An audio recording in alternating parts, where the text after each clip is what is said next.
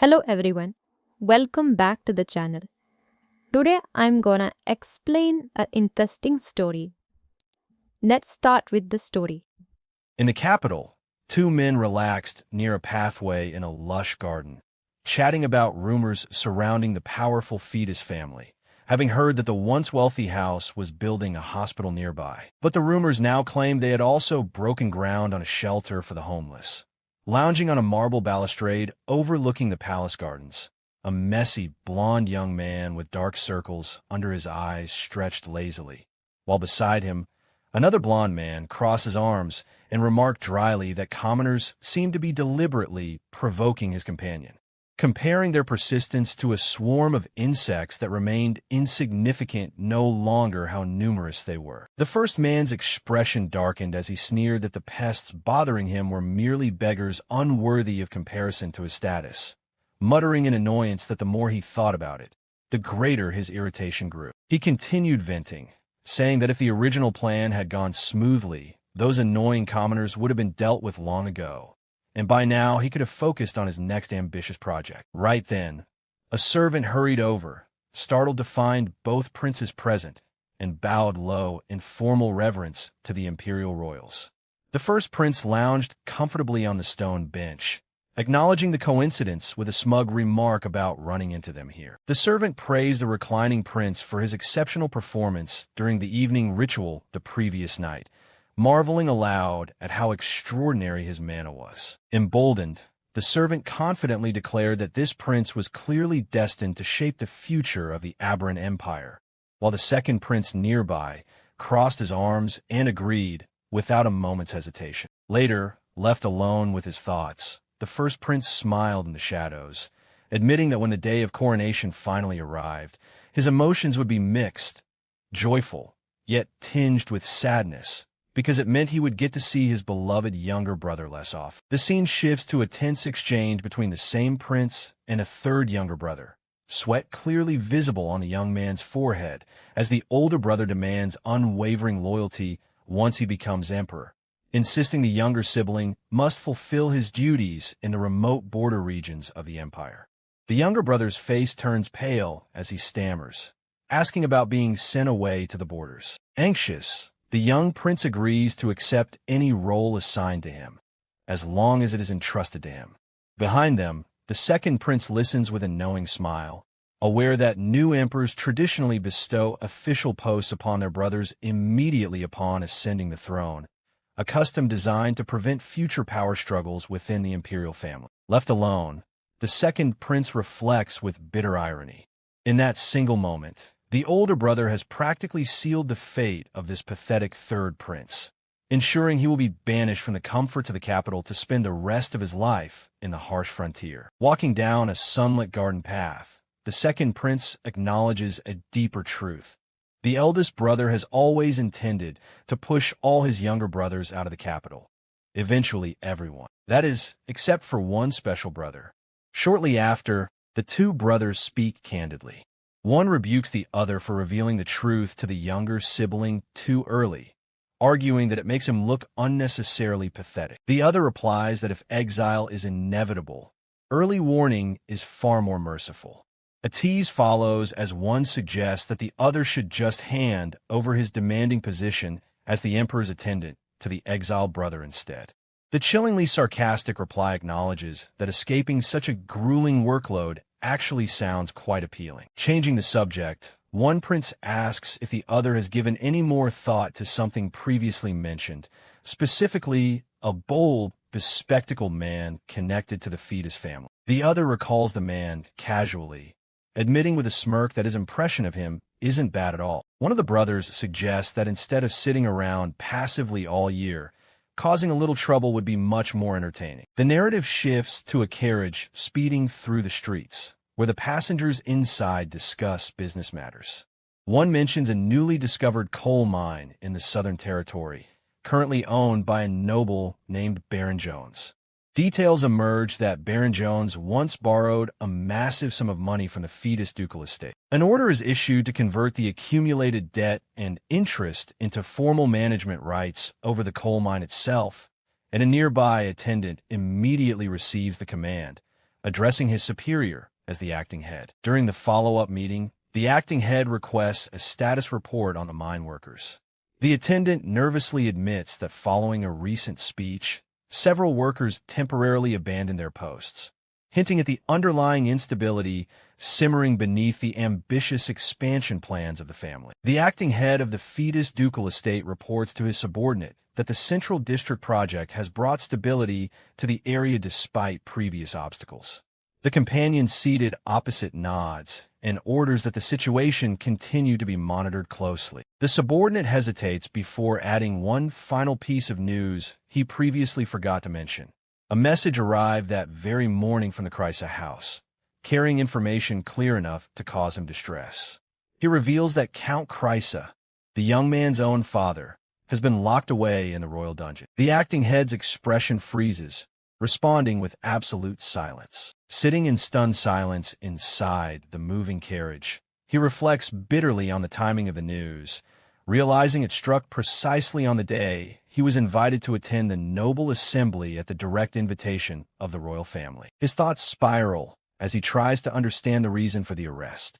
He reasons that he has done nothing to directly offend the royal family, unless the cause stems from the ongoing relief efforts for the vagrants. A dark suspicion creeps into his mind.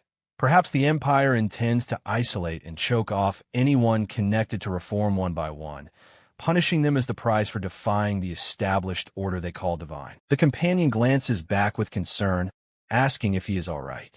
The acting head quickly regains his composure, reassuring him that there is nothing to worry about. As the carriage approaches the vast grounds of the assembly hall, the attendant offers headache medicine, but he refuses, explaining that its drowsy side effect isn't worth risking when their destination is only minutes away. Stepping outside, he merely remarks on the massive size of the front garden. News spreads quickly through the hall as attendants announce his arrival, formally introducing him as the acting head of the fetus ducal estate. He steps forward across the polished floor, the gazes of the gathered nobles tracking his every stride. He says nothing, maintaining an unreadable expression as he passes through the crowd. A cheerful nobleman steps forward to greet him, warmly introducing himself as Duke Milio and declaring he has heard a great deal about the acting head. Duke Milio praises his efforts at the fetus estate, calling the current scale of the project astonishing for something carried out right in the heart of the empire. The acting head deflects the praise, crediting High Priest Vesper and the grace of the royal family. Duke Milio laughs, mentioning that his own son witnessed the events unfolding in the Central District firsthand, describing the acting head as remarkably calm while standing beside the high priest.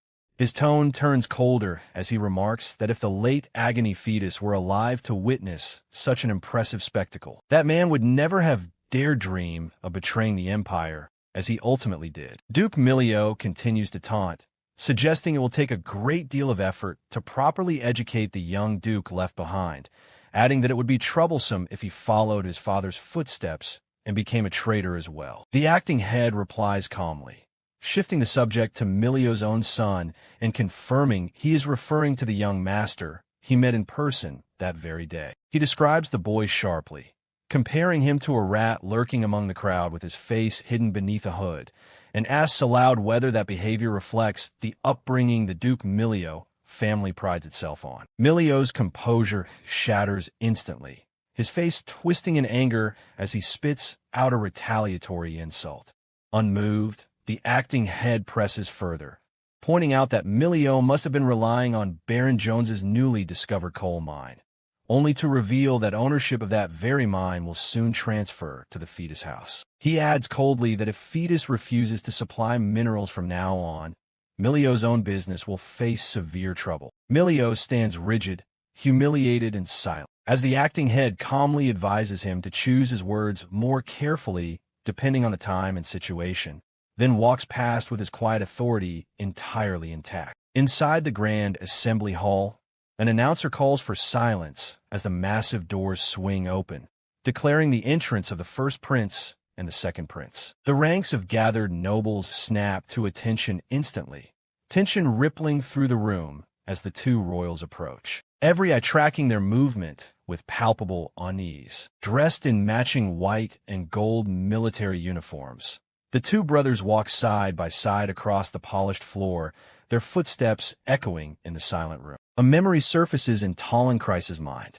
The first prince's voice cuts through his thoughts, demanding to know if he felt anything after killing Duke Fetus with his own hands. The prince's cold, golden eyes linger in Talon's memory, sharp and unreadable, gazing at him as if searching for a trace of guilt. Jolted back to the present, Talon startles, the rain-drenched memories fading as he realizes he is standing in the assembly hall once more, sweat dampening his forehead. The first prince takes his seat at the head of the long table, officially opening the session and ordering everyone present to sit. Beyond the tall windows, the discussion moves forward, concluding matters concerning the Empire's border territories before shifting focus elsewhere. The prince turns his attention to the ongoing development of the central district within the imperial capital, asking directly about the progress of the Fetus House. Talon stands up straight, introducing himself as the acting head of the Fetus Ducal Estate, ready to deliver his report. He explains that construction on the new hospital has reached the structural framing stage,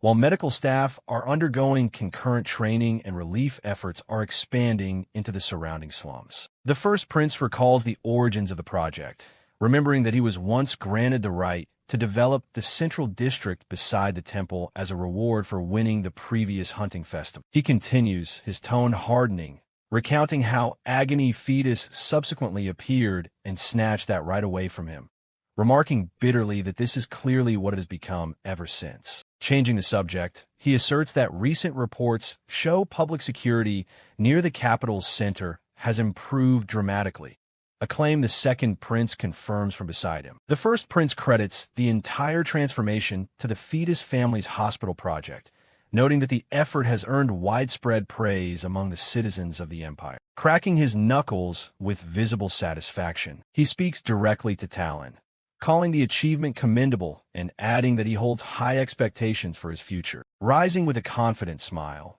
the prince turns to the other gathered nobles, unfavorable comparing them to the Fetus House, and declaring that a family capable of such results truly deserves continued support from the royal family. Talon bows, expressing that he feels deeply honored by the prince's words and vows to drive the project forward with the utmost responsibility. The prince leans in close, his tone shifting slightly to remark that humility is admirable, while pointing out that humility alone cannot feed the people who depend on the project's success. He adds with an ambiguous, knowing smile that under imperial decree, he lacks the direct authority to interfere with the development project, but suggests that managing such a massive scale entirely alone will undoubtedly place a heavy burden on the Fetus family. The first prince reassures Talon that the royal family will provide as much support as possible, adding sharply that such assistance will only come if the Fetus House formally requests it. Talon's eyes narrow behind his glasses,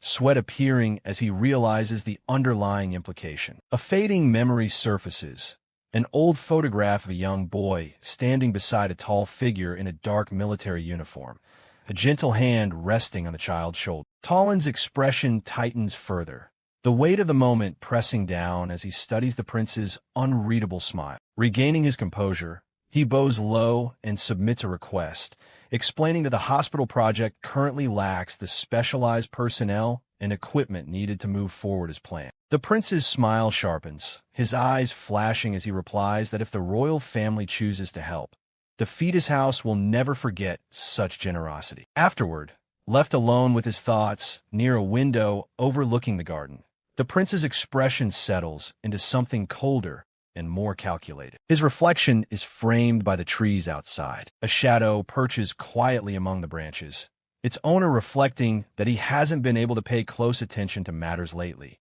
having spent an extended period deep in the forest. Rain falls steadily as a young man in a dark green military uniform stands beneath the dripping branches. A red-eyed bird perches nearby. The noble assembly concludes, and all the members quietly file out of the grand courtyard of the imperial palace one by one. As he approaches his carriage, Talon is greeted by his assistant, Pale, who anxiously asks what on earth happened inside the meeting. Talon replies coldly, ordering both of them to return to the ducal estate immediately without wasting time on explanations. Before he can step into the carriage, his younger brother Ego unexpectedly appears from behind, provocatively asking if he plans to leave so early. Ego remarks that he has already heard about the agreement, revealing he heard Crown Prince Rasha promised full support for the hospital construction. The older brother tells Talon he should be grateful for the imperial favor, revealing that thanks to this alliance, their father,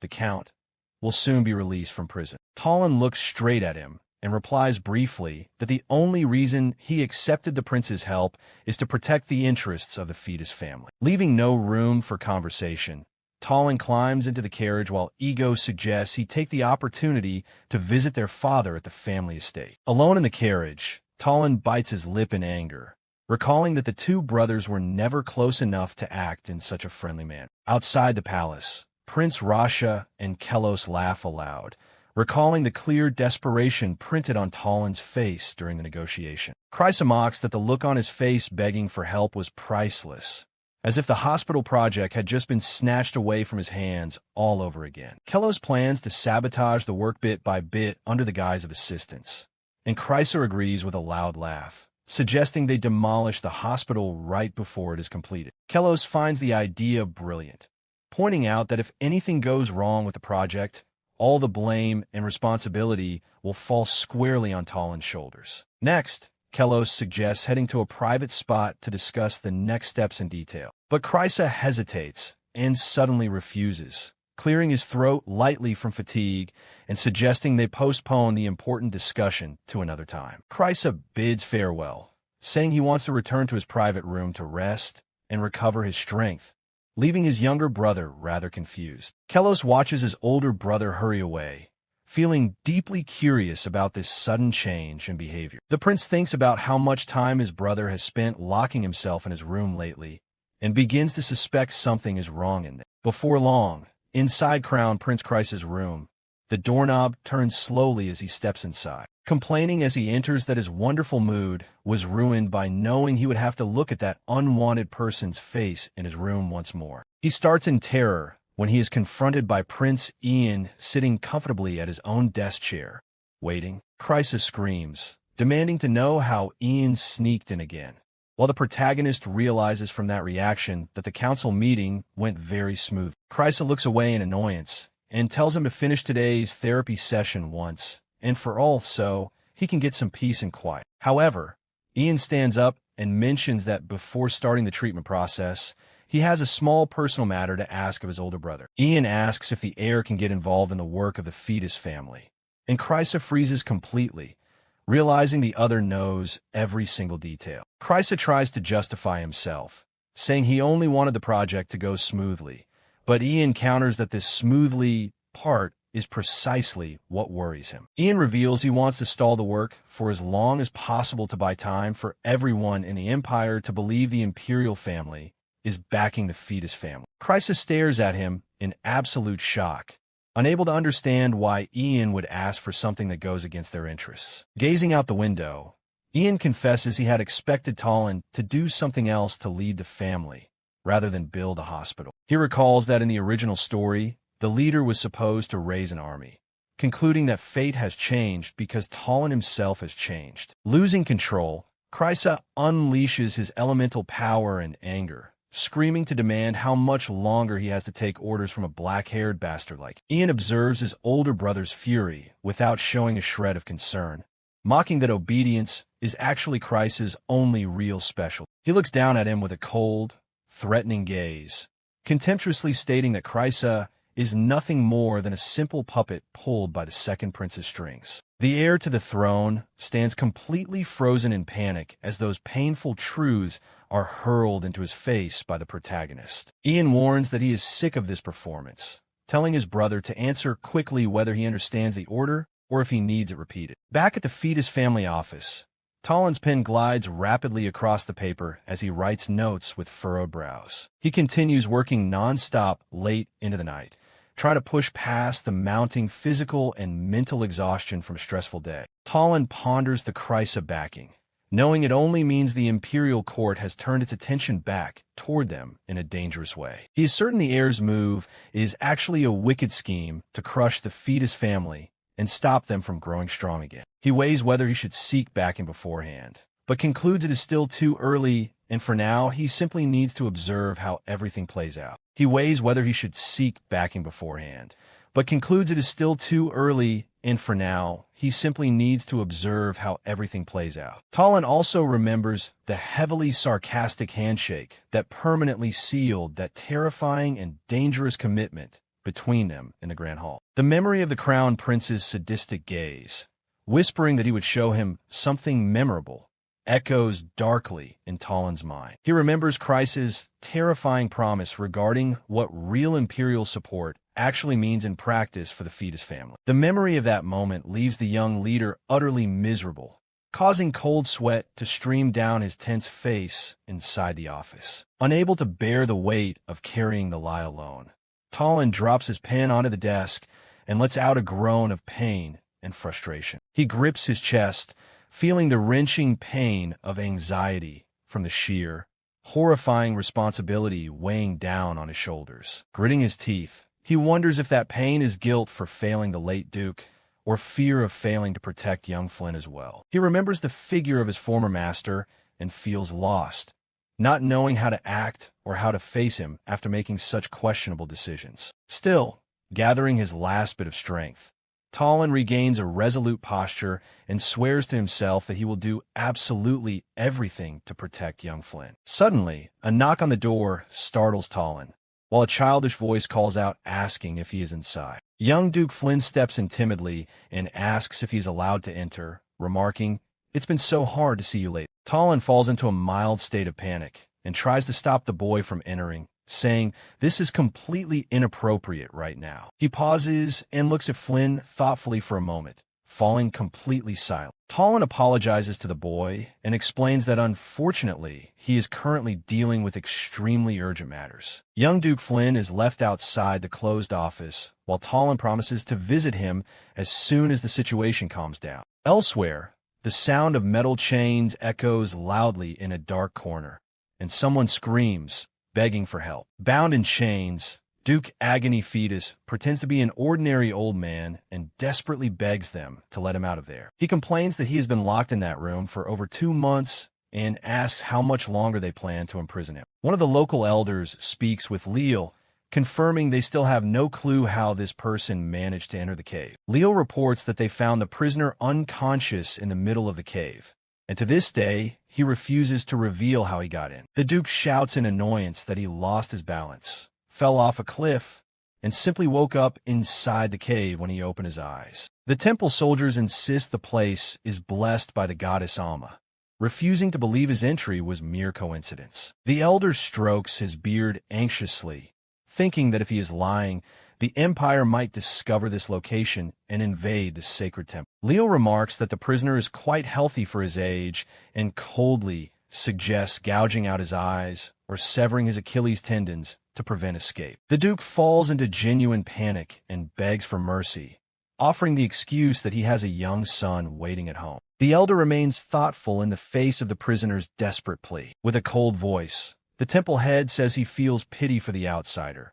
but makes it clear that he will never leave this sanctuary alive. The Duke breaks into a cold sweat upon hearing that by the mercy of the goddess Alma, he will receive only 2 choices of fate. The elder explains the first choice is to live out the rest of his days imprisoned there, and the second choice is to accept immediate death. He asks what the prisoner decides when faced with such cruel options. To the surprise of everyone in the cave, Duke Agony begins to laugh uncontrollably. The Duke tells the elder to stop joking and says they had better stop wasting each other's time. He looks at him with a serious gaze, declaring that he is far too old to be fooled by such a stupid threat. Leal observes the prisoner's brave reaction and asks what he means precisely. With a confident smile on his lips, the Duke reveals he is entirely certain they have no authority to destroy him.